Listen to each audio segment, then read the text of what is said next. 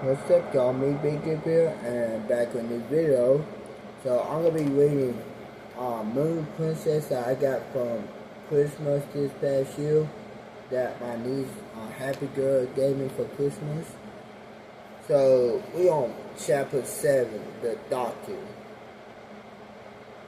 Van pulled her back into the train compartment, although excuse me. He hadn't been able to see the crocodile beast or the fight with Mika and Rufus. He understood that something terrible had happened. He stuffed the two bags under the seat and put Selena gently onto the bench beside him. Then he took her cold, trembling hand and whispered softly to her. It's okay, the other people in the compartment openly said, the same pale, but Selena couldn't care less. Could invisible creature die? If so, she was sure Rufus and Mika's lives were in danger. And if anything happened to them, she couldn't think straight. Besides, if anyone could find her mother, Mika could. Selena felt Finn's warm hands on hers, and finally met his questioning gaze. Using a mixture of English and Mandarin, she explained what had happened as best she could. Finn looked worriedly at her, the color draining from his face. The rain pattered against the window. The train moved slowly and quickly along the tracks. Selena looked out of the window. The tears that were welling up in her eyes, blurring her vision. She blinked and they started rolling down her cheeks. Sugar, you boo, y'all, you could, I don't know. Look like a handkerchief, an old man said in opera school. Then had neither folded white handkerchief out to her, but y'all no thanks, he moaned quietly. The man leaned across to the children. You know something, one thinks one had lost everything and cannot go on. But you must have faith, perhaps this train is taking you to the right place. They traveled on to the night. Luggage would climb into the racks above their heads, and the pastoral setting underneath were free together. Just as closely some was already asleep, others were ashore in books or newspapers, and lots of them were eating. Selena remembered breakfast with lean that morning. It felt like years ago that she had been sitting with her in the kitchen. The old man setting optical smile as he glanced at Finn's t-shirt. Exciting sea, vagrant mountain temple. Finn looked up in surprise and nodded. Selena studied the man closely. His eyes seemed kindly, although his voice was low and serious. That's a very long journey you're making. I hope you're prepared for such a thrill. Selena was so tired, it took her a moment to realize that she understood almost everything the man was saying. She sang at him. There seemed to be a silent anger surrounding him, like tiny glittering dust particles, and she rolled her eyes to try to cure her vision. Well, Finn knows the city will go to well, and we have plenty of supplies with us, said Selena. She realized she was performing in sing-song. Wouldn't matter, how did I do that?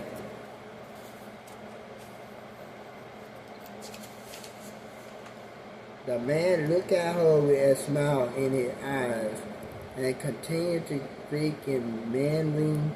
I don't know what you got planned, but that was an ugly scene on the platform earlier. I hope you're not in danger. What do you mean? Can you see? Do you really see, Sam Selena?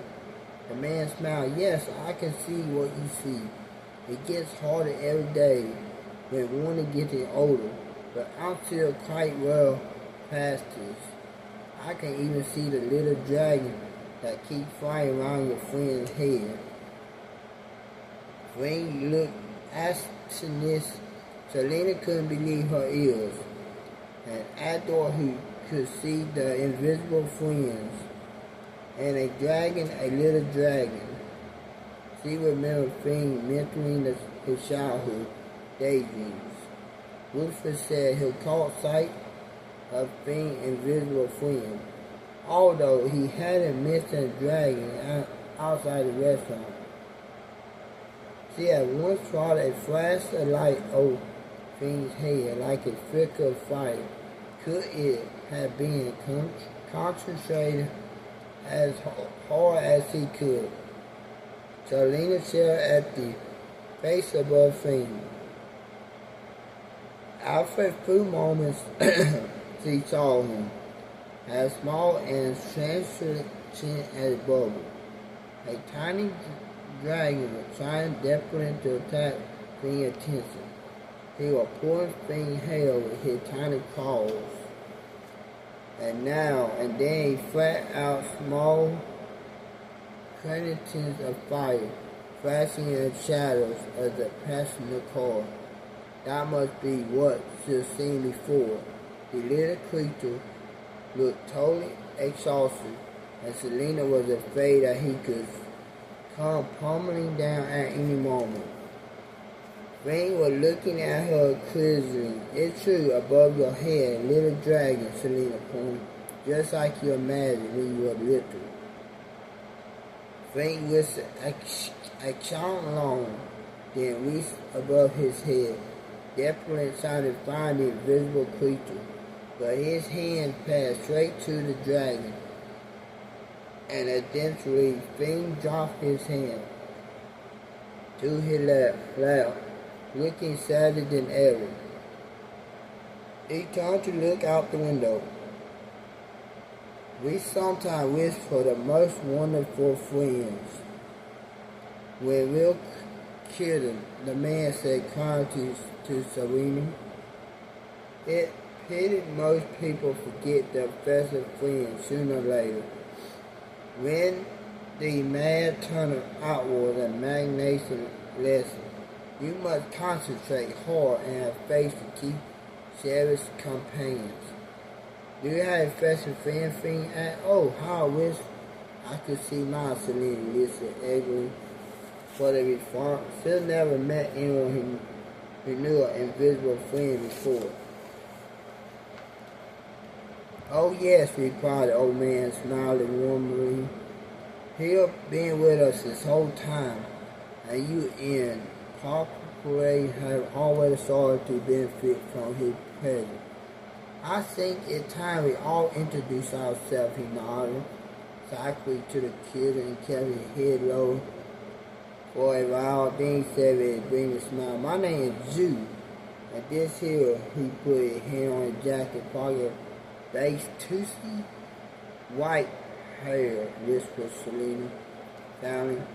She felt sure she never learned the word Chinese. They'll just pop into her head from nowhere. I'm Selena, she added, wholly unable to take her eyes away from the creature now set on Jude's outstretched hand. And I'm thinking, he said, looking mouthfully at Jude's hand.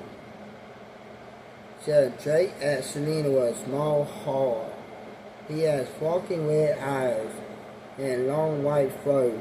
Most striking were his huge white ears, which seemed to glisten. A fine frothing dust hung in the air near the hall, giving her a magical, otherworldly appearance. This was what Selena had been seen earlier. Jude choked by a ear, his eyes twinkling. My friend, rather faster, he said. You may have noticed that. You are finding it easy to master the competition of man since you and I begin to converse. Selena nodded, her eyes wide. Well, that one of the you keep Tiny Drew's smile continued to choke the hale ears. It had to be said that Bow is rather a wonderful creature. Someone helped us when we were young, just as young as you are now, so we like to do the same.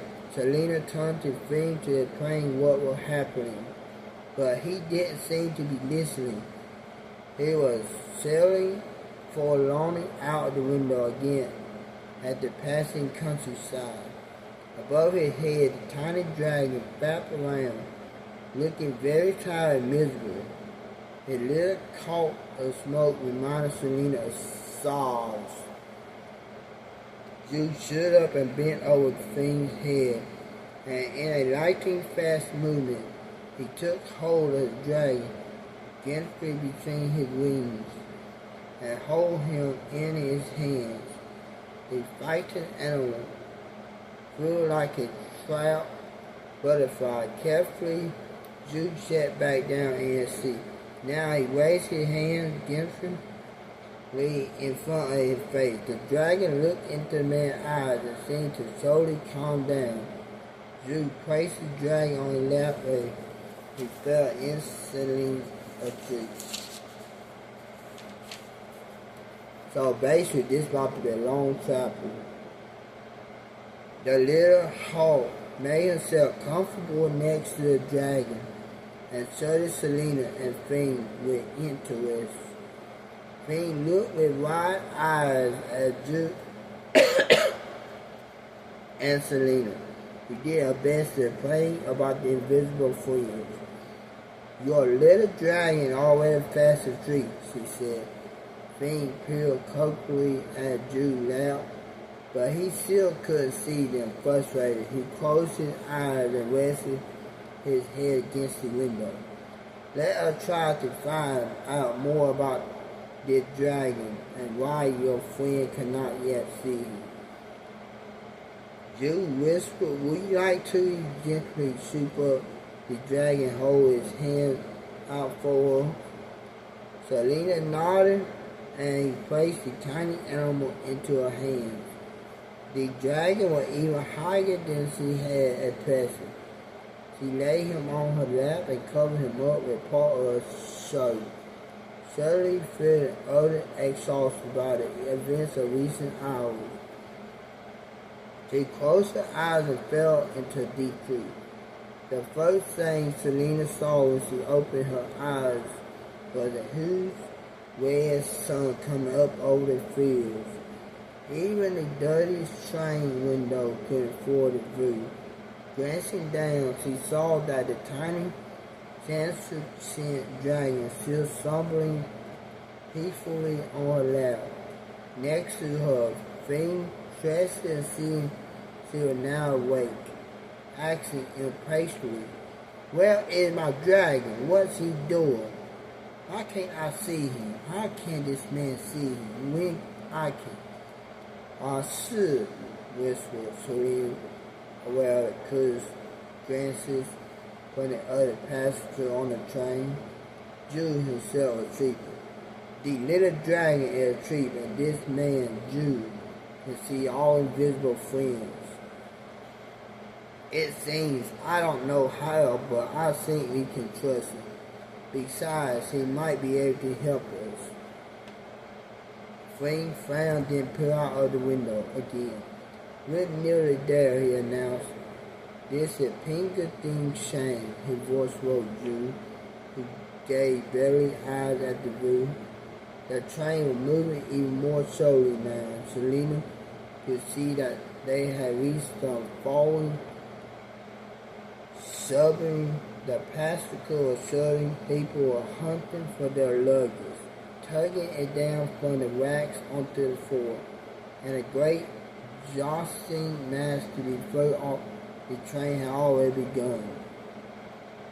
At the other end of the compartment, she saw a conductor in a dark green uniform. He was leaning over one of the passengers, an elderly Chinese woman who was speaking to an amateur priest. She was looking at Selena direction, and now she pointed to her too. She must have thought that Selena and Fiend were traveling on their own. A man looked at Selena and Fiend. Surely he came forward to him. Surely Selena realized that he wasn't conductor. He was a policeman. She felt her face grow hot and flustered. She stared down at the little dragon on her lap. She must be discovered and returned to Shanghai. She had to find her mom. Jude stood up and barked the policeman past to Selena. He told the policeman that Selena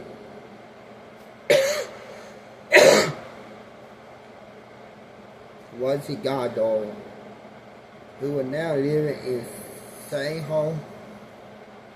But then the policeman began to address his question, directly to her.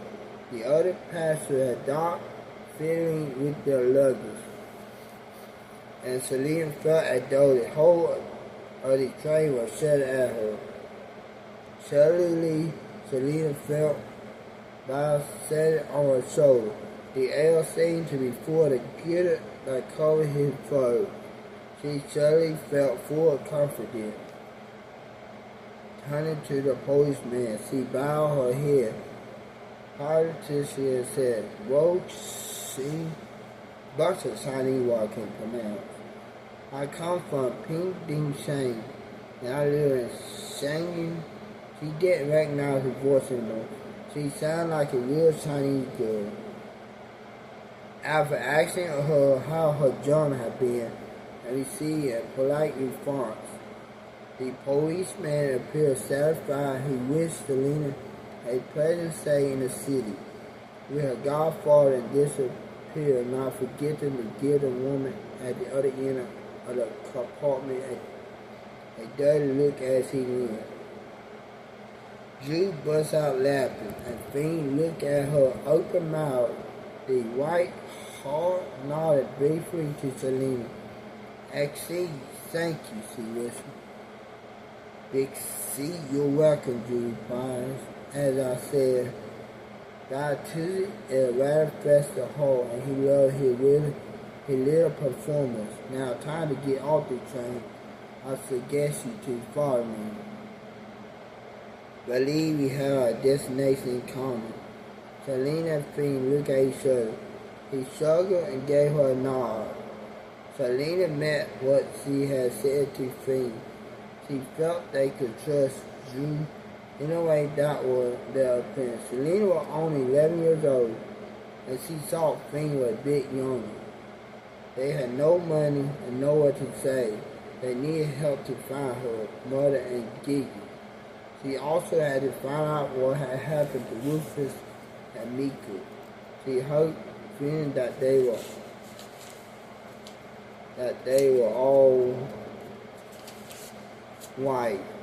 She didn't know what she would do without Rufus, and Jude seemed to know all about invisible friends. Together, the two friends followed Jude off the train. Fiend pulled Busty bag behind him, while Selena carried a small giant silver-faceted tree carefully in her hands.